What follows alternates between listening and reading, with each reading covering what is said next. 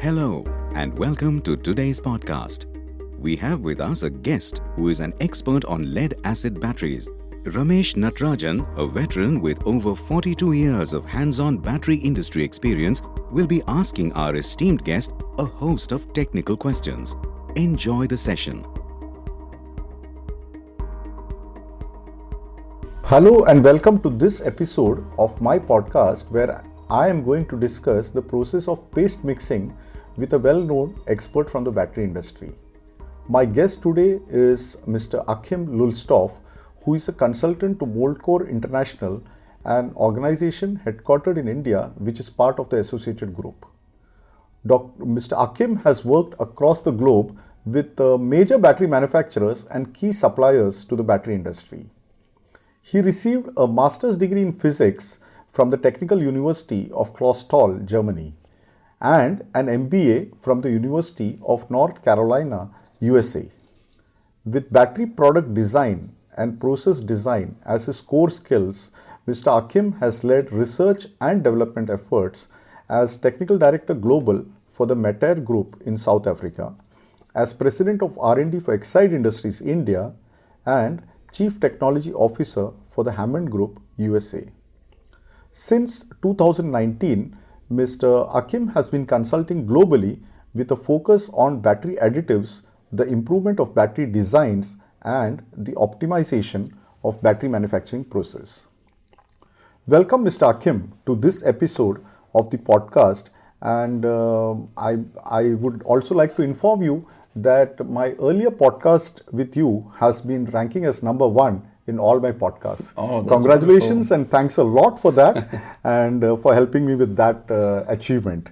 It's a lot due to the content, the interesting conversation which we had, and a lot of useful and enlightening insights which you gave in that podcast.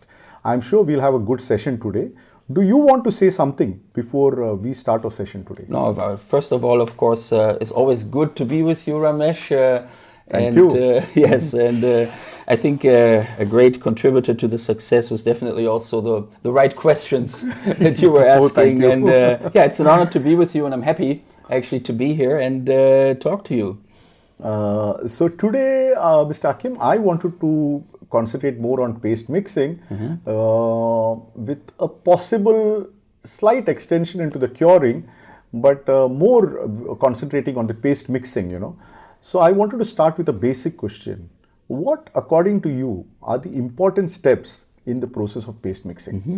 That's a very good question. Oh. So let's start, I would say, with the obvious, right? What we're looking at, of course, is the right amount and the right type of ingredients for the paste. Yes. And one would say, well, this is almost like self-evident, very self-explanatory, but it's not as simple as we sometimes think. I had a good example lately. A customer, he could actually not reach the expected PbO2 values in his formation. Okay. And we were looking at, all things, the formation profiles, and we analyzed it, and everything was good. So we went further back into the process.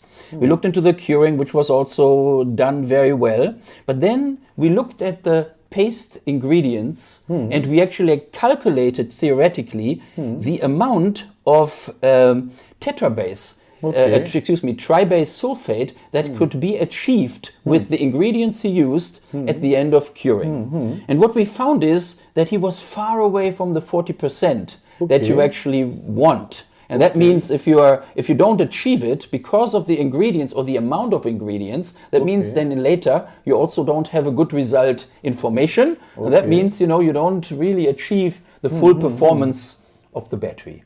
So choosing the right ingredients and choosing the right amount is absolutely key.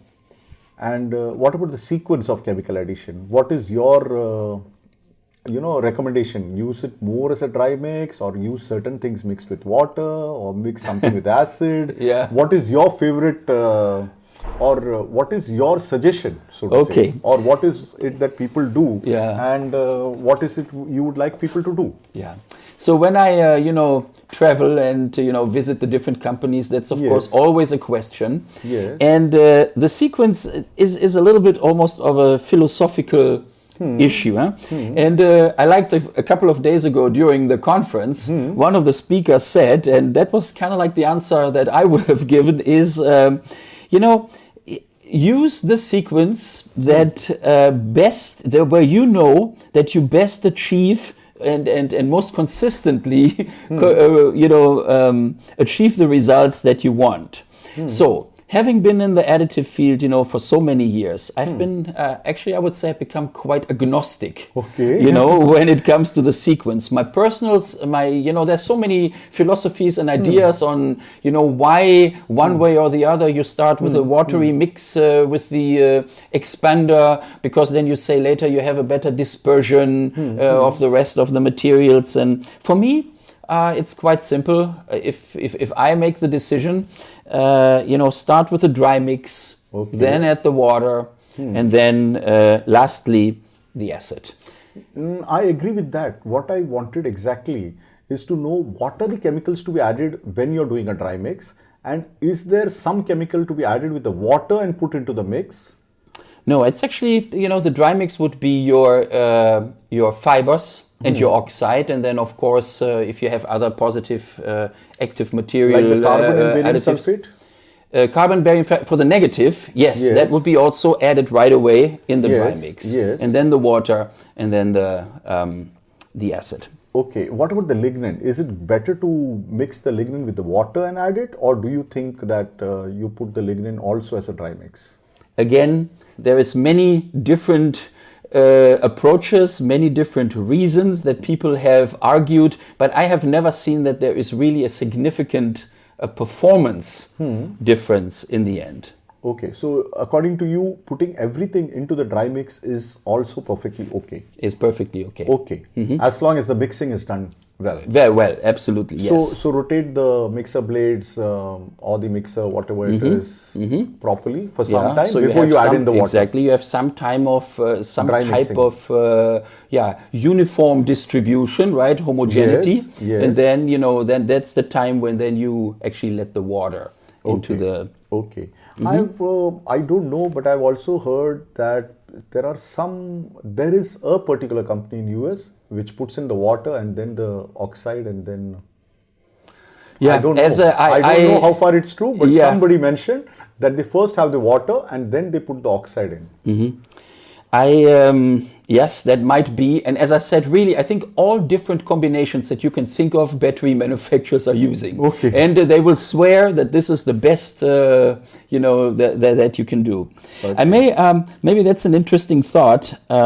For me, in the very beginning of my career, I always thought, adding the water to the dry mix, that's almost the most boring step. Nothing really happens. When you put in the acid later, you have the reaction temperature, and actually a lot of things start to happen. However, in further down my career and experiences, I really learned that adding the water to the oxide, a lot of important things for the later performance of the paste actually happen. First of all, the PBO particles are hydrated, right? And then the surface is covered by the absorbed water. And then at the sides of the particles, where they contact actually, a wedge of liquid is formed.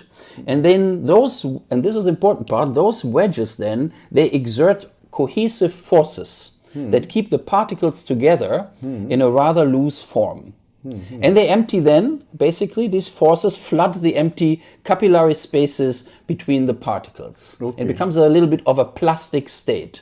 So that means in the end, right there at this point, and I think people don't often realize that, it helps the paste to be spread uniformly into the grid. So you basically set the stage for that. And if you add too much water, that basically then destroys these forces. The particles go apart, and you can right there mess up, the later paste consistency. Yeah.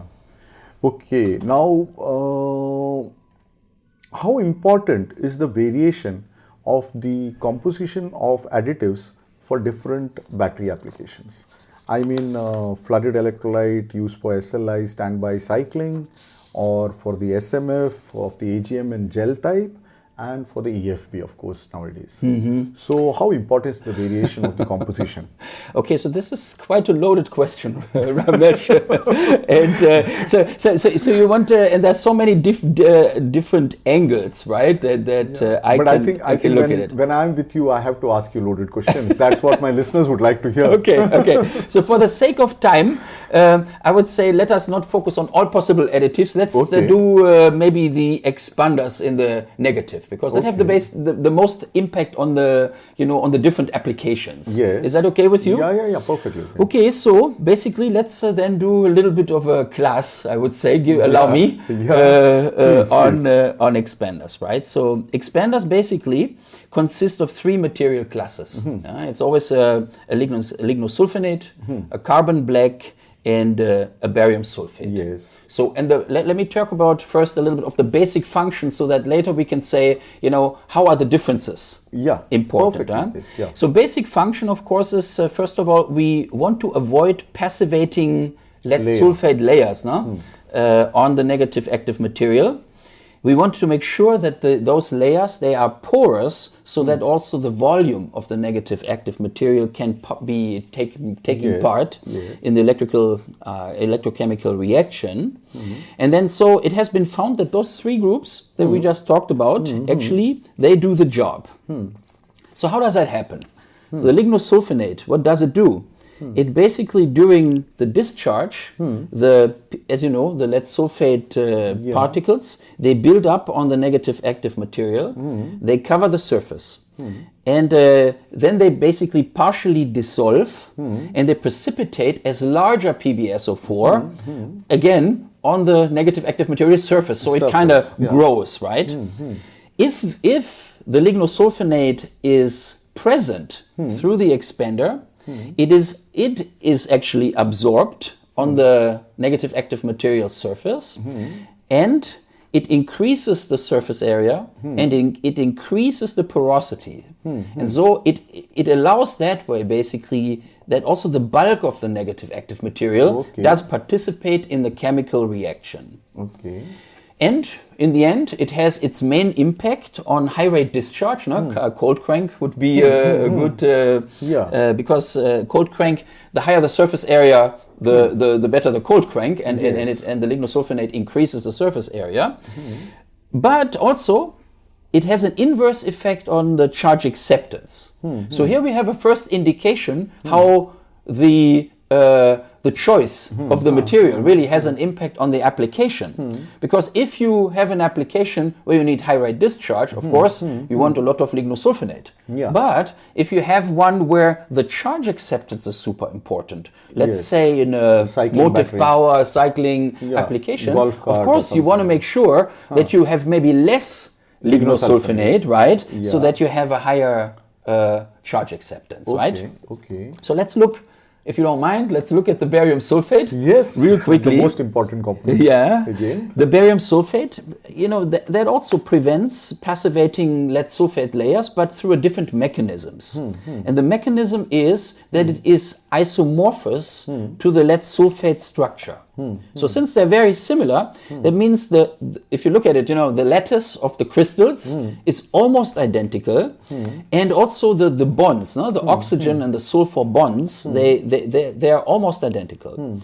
That means that the barium sulfate can actually compete with the lead sulfate for the lead sulfate creation. It is basically a nucleation site. It can form nucleation sites for lead sulfate during the discharge.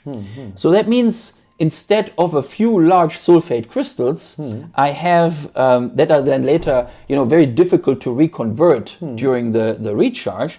We have now more and smaller crystals.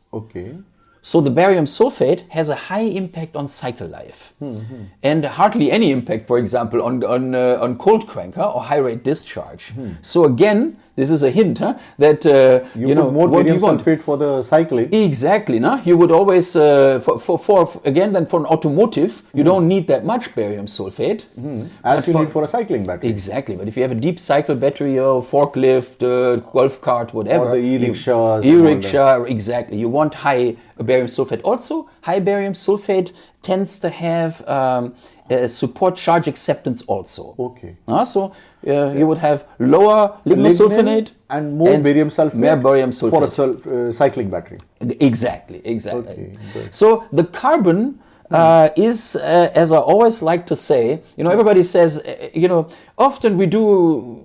We have this notion that the carbon is very easily understood. It's only for conducting. It's conductivity, but it's really not that easy. If we go back in history, you know that it was initially really just used in manufacturing to differentiate, right, between the batches. Batteries, positive plates and the negative plates. You don't want to confuse them later, right? So you color them, they colored them with a cheap carbon, and the negative, they look kind of grayish, right? So you could distinguish them. And then, of course, later people said, okay, but then people took the carbon out and said, well, now we have batch control, we don't need it, but the batteries didn't perform very well. So apparently there is an inherent function of the carbon in the negative active material. So what is it? And the people were saying, well, it's basically they are very conductive, and so basically they build like a conductive highway, a network of a conductor through the negative active material.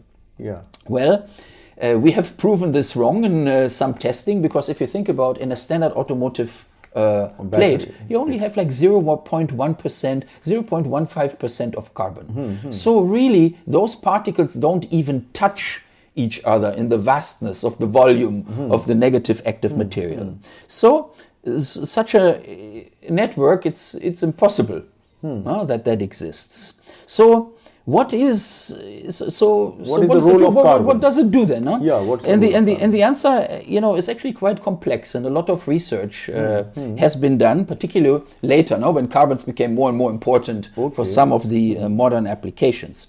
If you look at it under like a electron microscope, you look at the lead skeleton of the negative active material, you can see that the carbon, it absorbs on the surface area. That way also increasing the surface area. Okay.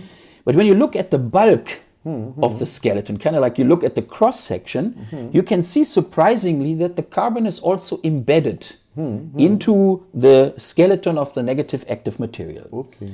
So how does that happen? And there is a theory, how that happens, that basically during formation of the negative active material, the carbon particles, they absorb on the lead surface of the growing, the skeleton branches, and then these particles are electroconductive, and then some reduction, Pb2 plus to lead, proceeds on their surface. So that means the newly formed lead, through that reduction, surrounds those carbon grains, and then they become incorporated into the bulk as the skeleton grows.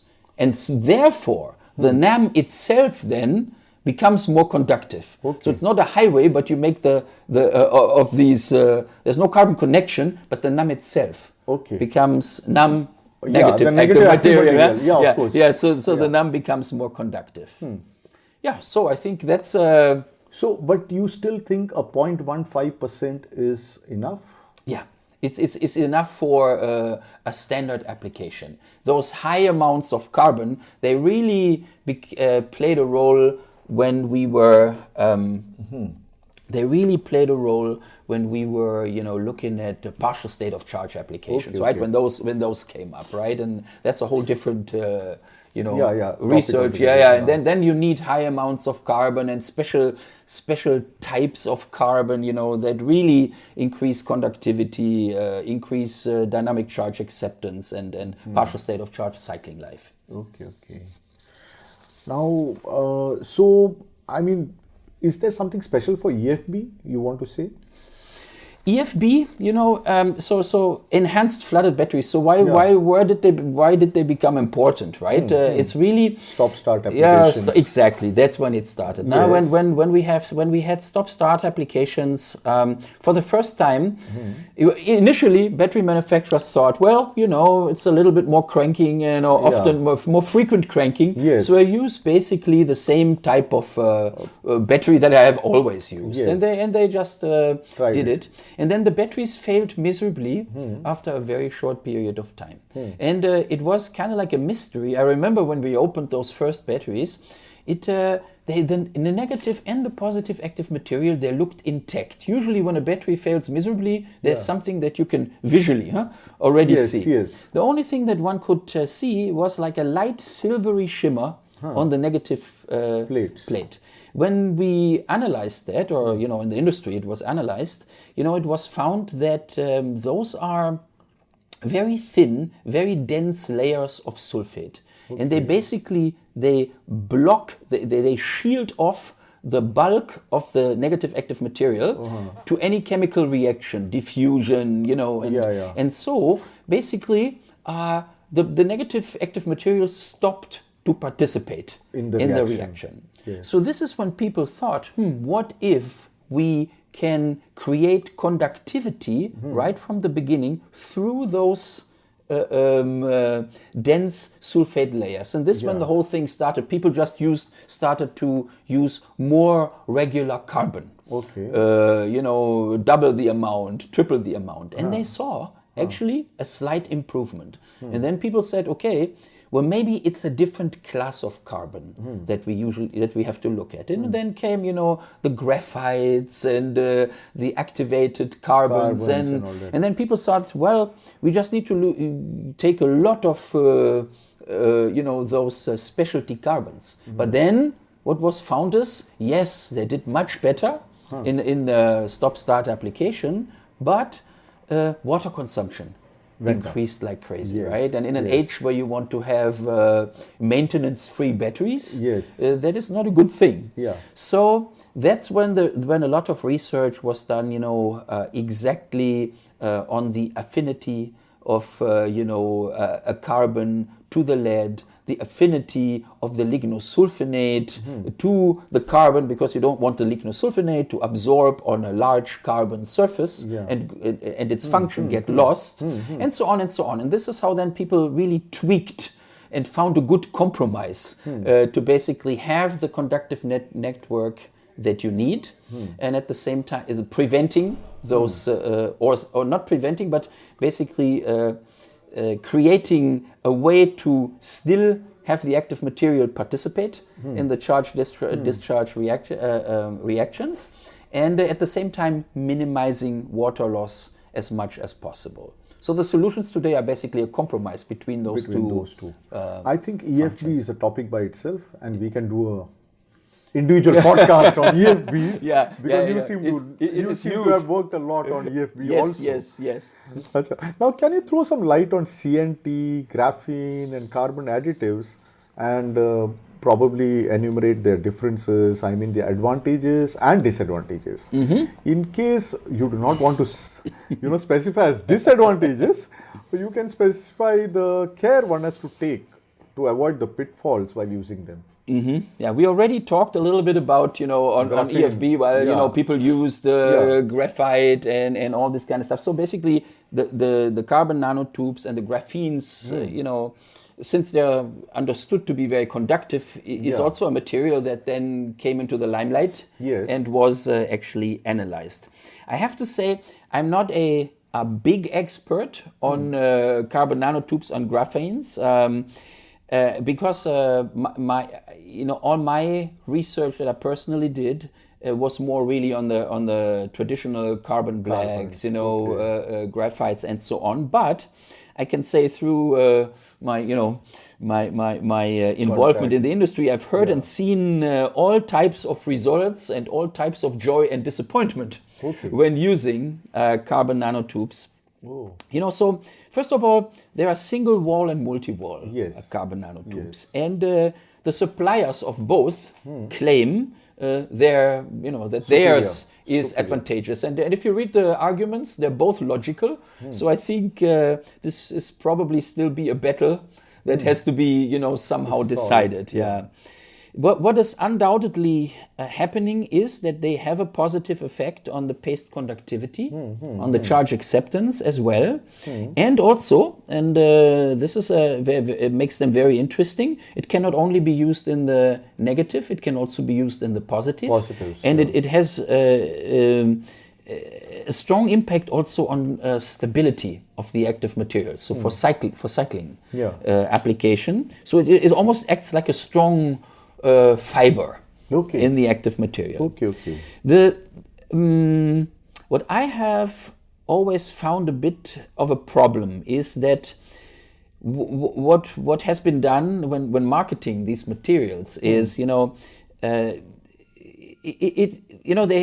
we look at the micro characteristics that these materials have, and then we expect them to be also showing up positively in a real life or in a real battery application. So what do I mean with this? For example, within the surface of such a tube, a nanotube, and the plane of the graphenes, the conductivity is almost infinite.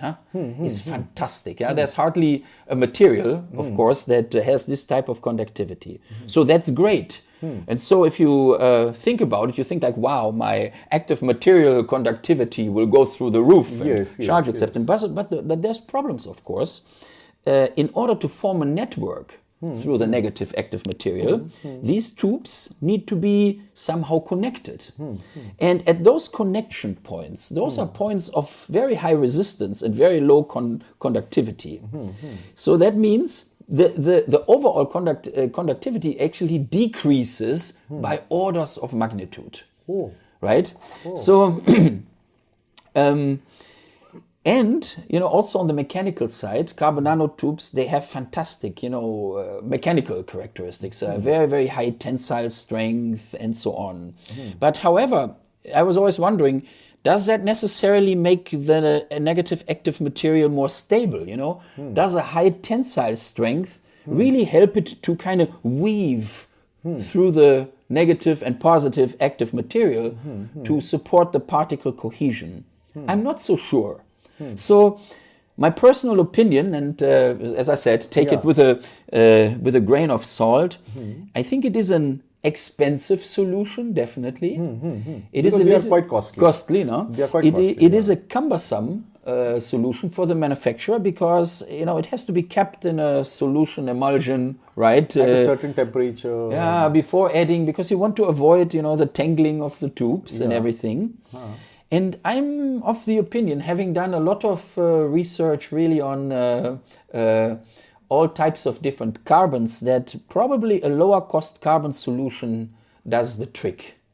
Yes, also. And one more thing is, already the battery industry is so much process oriented, and you depend a lot on the people also, despite all the automation and everything, that we don't want to add one more factor where a lot of probably a supervision and something is required. So, as I said, anyone... I mean, if somebody can do it, go ahead and do it, but... And my opinion is, that anybody that has, like real test results and comparisons, please prove me wrong. As a scientist, I'm always open to that, and I'm always interested in that. But this is my 5 cents worth of, answer to this. Okay.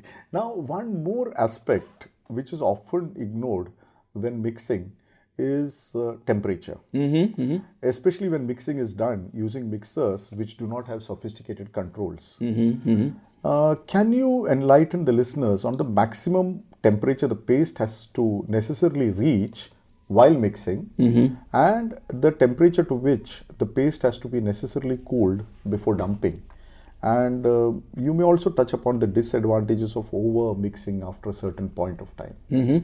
Is that? Yeah, that is. Yeah, I think that's a very, very important question and aspect, and I've seen it in different countries, particularly hot climate countries, and then with the insufficient cooling, that they really had a problem. Let's maybe take a step back here and look at what really happens during the paste mixing, the mixing. Yeah. What people often don't realize is that the curing process actually starts during the paste mixing. That's why I always say, it should really not be called a mixer. It should be called a mixing reactor. It's not as only like a mechanical mixing. A lot of chemical things happen inside. So 3 basic reactions happen. There is an oxidation of lead. There is the formation of basic sulfates. It's amazing what all happens during paste mixing. You have like mono-base sulfate, tri-base, tetra-base, the whole range. Yeah. And you have a formation of of hydrates during this phase. So this is basically where the heat comes into place. You do not ever want to reach a temperature where the basic sulfates switch from one to another. And particularly in most applications, automotive, and if you don't go for super high, stable, cyclic paste, you always want a tri-base structure at the end of curing, a full conversion basically into tri-base. Yeah. And but it will switch to a tetrabase phase when the temperature, either in curing or also during pasting, goes too high. As soon as it goes above 65, 70 degrees Celsius, it switches from tribase to tetrabase. And then you can get into a position where you have a mix of basic sulfates, which will later then give you problems in formation, which will give you problems all along the way with capacity and everything. So to your original, I'm sorry, I always make it a long-winded, but no, but that's what we want to understand from you. Try to give a little bit of a overarching story there. So to your question, what temperatures should be used? So it has to necessarily go up also. You can't mix it at a very low temperature, right? Exactly. That's another problem that people in cold countries sometimes have. Then they use the cooling jackets and they have cold water going through it. So basically, you always, rule number 1, I think, is you want to keep the temperature during the mixing always below that switching temperature from tribase to tetrabase, unless you really try to, create tetrabase. But you better do this in curing rather than the mixing, right? And at the same time, you want to also avoid water loss and dry out of the paste. So I recommend usually keep the temperatures at around 55 degrees Celsius maximum. Maximum? Maximum. Even during the mixing? During the mixing, yeah. And what's the minimum? Yeah, that's the other thing. We say if the temperature drops below 40 degrees, 40, 45 degrees, somewhere there, 40 for me is actually the threshold, then the reaction kinetic slows down, and then you may not get the full effect of what you want to have. So I think you're safe if you put a safeguard in that you never go above the 55 and you never drop below the 40. Yeah, that is during the mixing. And during the dumping, it has to be necessarily below 43? Somewhere in this range, yeah. But that happens naturally, right? As soon as you discharge it, basically, it comes down. So I think, it's a safe temperature. And even the disadvantages of over mixing after a certain point, because you break the crystal structure. Can you just there's two things. I think over mixing always has an effect of water evaporation. And go back to what we talked about earlier today. What happens at the moment when you put the water in? Right, you create that plasticity basically of the paste. So if you do over mixing, you mix it, the water gets less and less, then this structure kind of collapses also. So you have two effects. The water, of course, is necessary for the reaction. On the other hand, really, you also want a crunchy paste. Yeah. You want a crunchy paste. Want a crunchy paste. Otherwise, it can become very soft and flaccid, right? Exactly. With the over mixing? with the overmixing, you want the crunchy paste, so you should not do the overmixing. Exactly. Sure? Yes. Okay. Yes. I hope I understood it properly. Yes, you did. Okay. Now, anything else you want to tell about paste mixing of your own?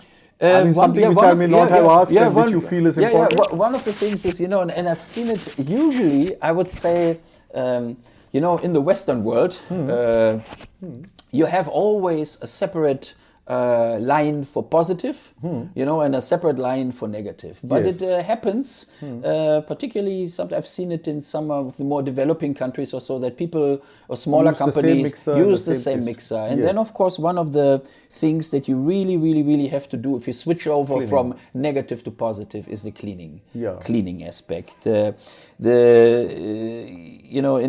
the negative active material, the lignin, we talked about the positive effects of it, right? Has all the beneficial effects on forming of the needle-type lead structure, high surface area, and all that good stuff. But is for the positive. Yeah, if it's in the positive, that's not a good thing. It kind of retards and actually really prevents the formation of the desired PbO2 crystals later on, in formation in the structure of the positive active material, and we definitely do not want that. Yeah, we don't want that. And that's true. And one more thing is, now we come to the curing of pasted plates. Again, here I want to start with a basic question.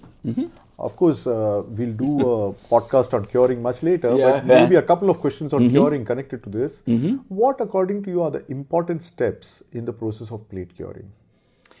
Well, we just already said it, that the curing actually starts already in the mixing reactor, right? And not only in the curing chamber. So that we have to keep this in mind. And so there's basically three basic processes, right, that happen in curing. We have the oxidation of the remaining free lead. We have the growth of the basic sulfates. And this is really an interesting topic, and I think often overlooked. We have the oxidation of the grit surface. That means it allows, if you need a certain cohesion as well as adhesion. Exactly, you need a rough surface, easy for the adhesion simply of the grit spoken, to the a corrosion layer, right? Where the active material adheres to. This is really an interesting topic in itself. If you think about that, on the one hand, we want corrosion-resistant alloys. Think about all the punched grits, and then we have a rolled strip that has, very, very good anti-corrosion characteristics. But then, of course, during curing, it doesn't corrode, and that means that the active material loosely sits. So you have to do extra steps, in order to make that happen. So then, this is what happens. But in terms of the actual manufacturing process, so the plates, they come out of the flash drying oven at about 9 to 10% moisture or so, and then you have a loading cycle, right, for the curing chambers. And so basically, after the last skid goes in, then the door remains closed and the actual curing cycle happens. And let's so if we have like a common tri-base curing, we keep a humidity of about 90 to 95%, and the temperature somewhere between 40 and 50 degrees. And so then we allow it some time, maybe 12 hours or so. We want to really make sure that we maintain the moisture, the temperature, so that really the complete conversion can happen of the PbO into the base, the tri-base structure.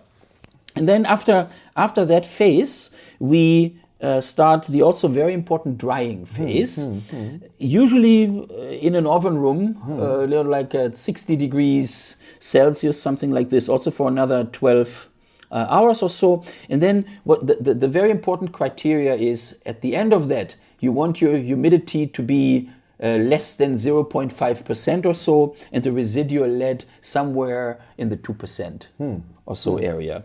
For tetrabase, if you want to... But then for the negatives, it's very difficult to get it to 2%, isn't it? Because there are a lot of chemicals also. Yeah, it's probably 3%, maybe 3 to 4%. more. Because you will have about 2% of chemicals which cannot be. Yeah, I agree. Yeah. So if you do the tetra-base curing, then it's basically the same,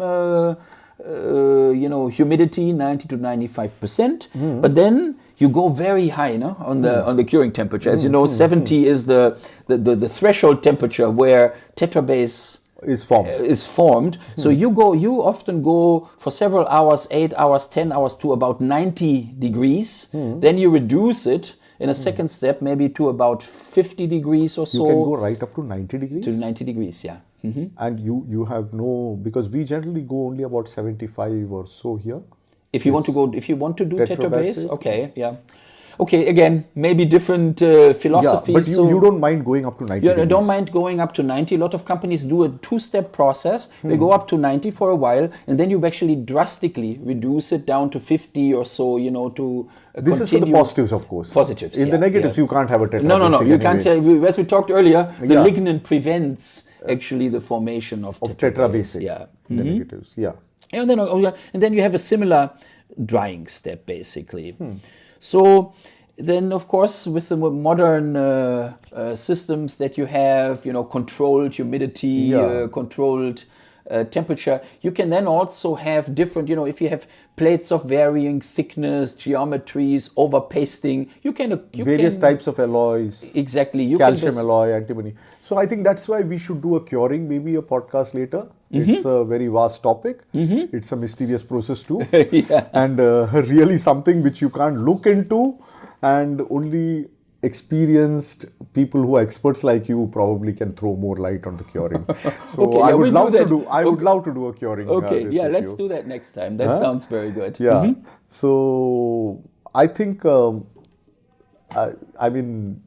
had a very good session, and I think we should do the curing. I'm more interested and motivated to do the curing session with you next. And probably we should do something about alloys also. And it's always a pleasure talking to you, Mr. Achim. Thank you. Thank you very much for today's session. And I'm sure our listeners will enjoy this session. Thank you, Ramesh. Always a pleasure doing these podcasts with you. Thank you so much. Most welcome. Thank you. Please do visit www.rameshnatrajan.in. Keep yourself updated about our new releases by hitting the subscribe button.